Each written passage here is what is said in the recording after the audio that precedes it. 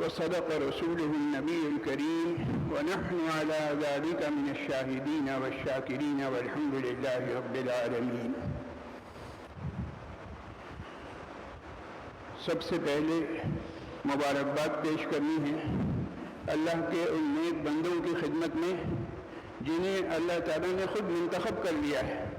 یہ اللہ کے چنے ہوئے بندے ہیں جن کو اللہ تعالیٰ نے یہ توفیق بخش دی کہ انہوں نے اپنا گھر بار چھوڑا، کاروبار چھوڑا، تمام مصروفیات کو چھوڑ کر وہ آ گئے ہیں۔ اللہ کے در کے فقیر بن کر انہوں نے یہاں بستر بوریا ڈال دیا ہے اور طے کر لیا ہے کہ اللہ میں ہم اس وقت تک نہیں جائیں گے جب تک کہ آپ سے ہماری دوستی پکی نہ ہو جائے۔ اللہ سے دوستی کے لیے یہ ساری قربانیاں دے رہے ہیں۔ قرآن کریم کی جو میں نے آیت پڑھی ہے، اللہ ولی الذین آمنوا، اللہ ولی ہے۔ ولی کے بہت سارے معنی ہیں، اس میں سے ایک معنی دوست کے بھی، تو اللہ تعالیٰ مسلمانوں کا دوست ہے۔ اللہ ولی الذین آمنوا یخرجہم من الظلمات الی النور، اللہ تعالیٰ ان لوگوں کو تاریکیوں سے نکالتا ہے اور لے کر آ جاتا ہے نور کی طرف، روشنی میں۔ اس مسجد سے باہر جتنی ہیں وہ سب تاریکیاں ہیں اور اللہ کے گھر کے اندر سارا نور ہے، روشنی ہے۔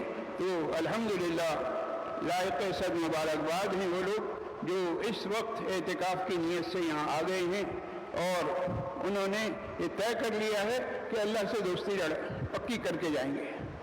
میرے بھائیوں، خاص طور سے اگلا جملہ میرا جو ہے ان حضرات سے متعلق ہے جو اعتکاف میں بیٹھے ہیں۔ ذرا سوچیے کہ آپ کتنی بڑی قربانی دے رہے ہیں۔ دوسری طرف ہمارا نفس ہمارے ساتھ لگا ہوا ہے۔ عام حالات میں تو کہا جاتا ہے کہ یہ شیطان بہکا دیتا ہے۔ اب آپ کہیں گے بھائی شیطان تو جکڑا ہوا ہے، زنجیروں میں بند ہے، رمضان میں تو شیطان بند ہوتا ہے۔ تو میرے بھائی وہ شیطان تو بند ہوتا ہے لیکن اس سے بڑا شیطان خود ہمارا اپنا نفس ہے۔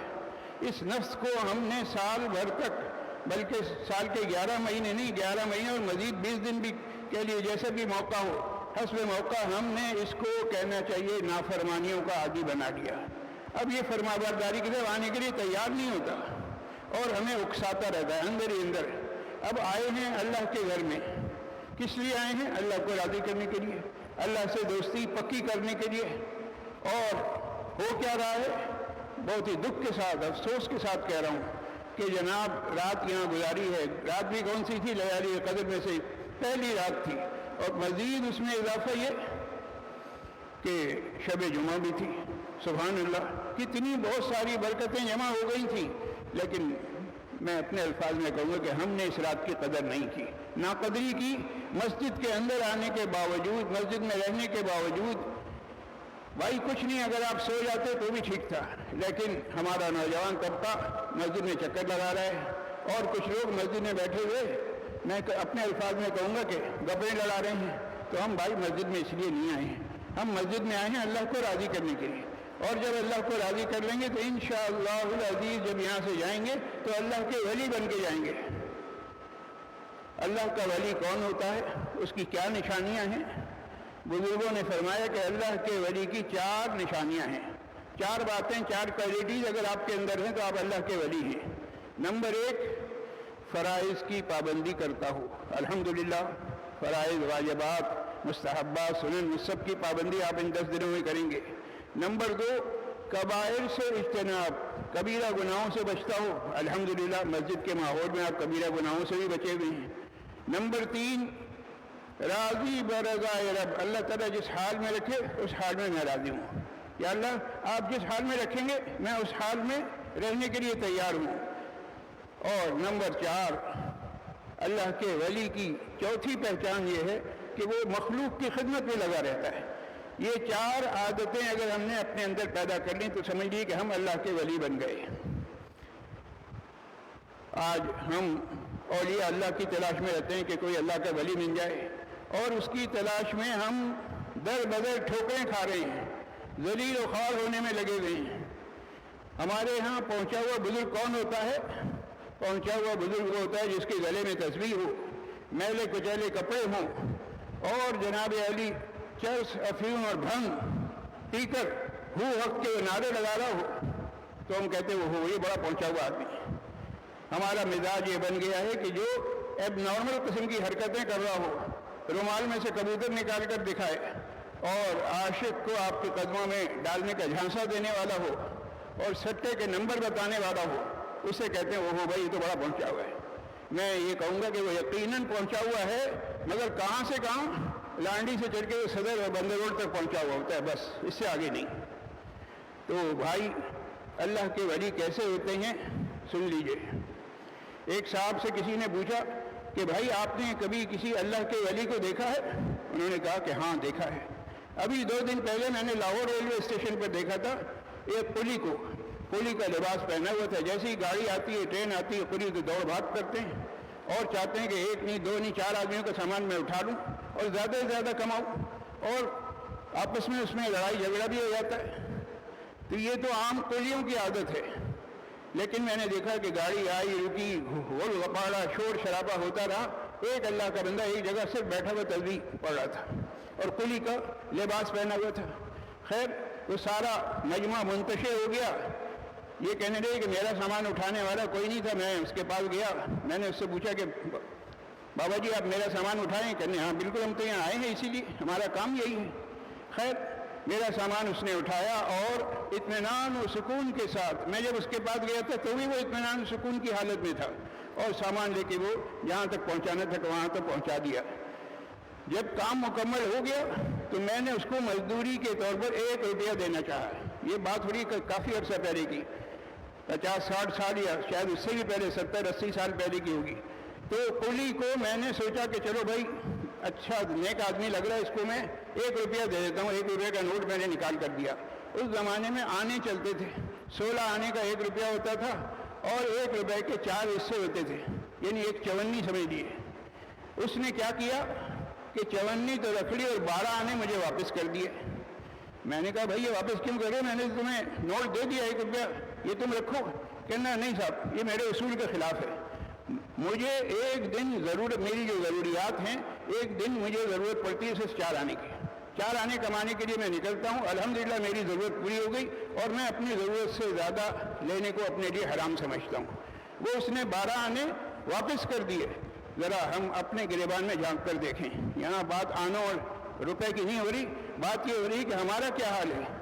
हमारा हाल ये है कि हमारे यहाँ तो एक ही खाना है, आवे ही आवे, जावे का कोई खाना नहीं, और ऐसे भी अल्लाह के नेक बंदे हैं।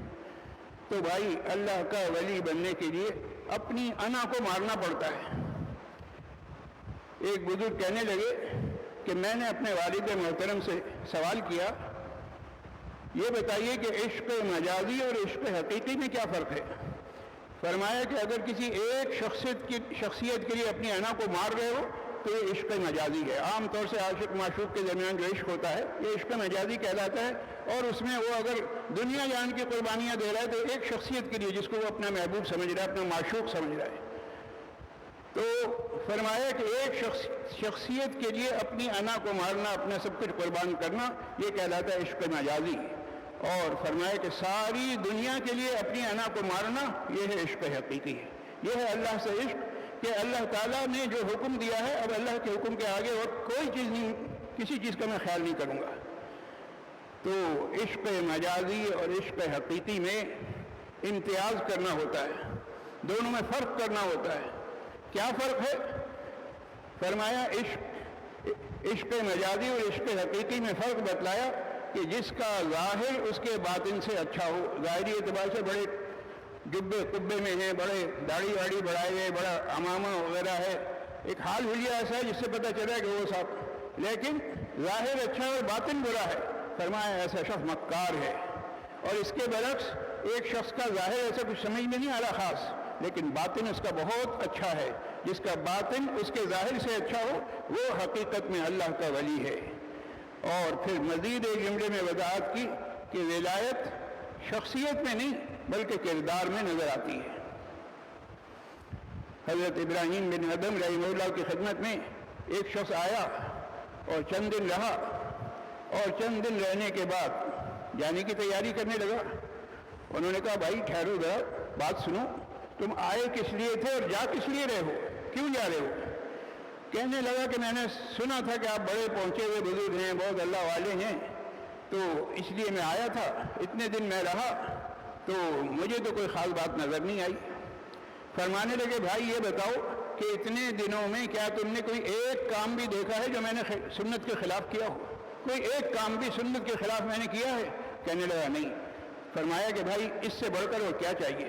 بندہ سنت کے مطابق زندگی گزارنا شروع کر دے، بندہ سنت کے مطابق چلنے لگے، یہ بہت بڑا کارنامہ ہے، یہ بہت بڑی ولایت ہے، اس سے بڑا اور کون ولی ہوگا؟ خلاصہ یہ کہ اللہ کا اگر آپ دوست بننا چاہتے ہیں تو بس 4 کام کر لیجئے، آپ اللہ کے ولی بن جائیں گے۔ نمبر 1 فرائض کی پابندی کر لیجئے، نمبر 2 کبیرہ گناہوں سے بچ جائیے، نمبر 3 اللہ کی رضا پر راضی رہنے والے بن جائیے، اور نمبر 4 مخلوق کی خدمت کے لیے ہمہ وقت تیار رہیے۔ اگر ان 4 کاموں پر ہم نے عمل کر لیا تو یوں سمجھ لیے کہ ہم نے میدان مار لیا، ہم نے کام کر لیا۔ لہذا ہمیں کوشش کرنی چاہیے کہ ہم ان تمام طریقوں پر عمل پیرا ہوں۔ اللہ تعالیٰ اس کے مطابق مجھے بھی عمل کی توفیق نصیب فرمائے اور آپ تمام حضرات کو بھی۔ وآخر دعوانا ان الحمد للہ رب العالمین۔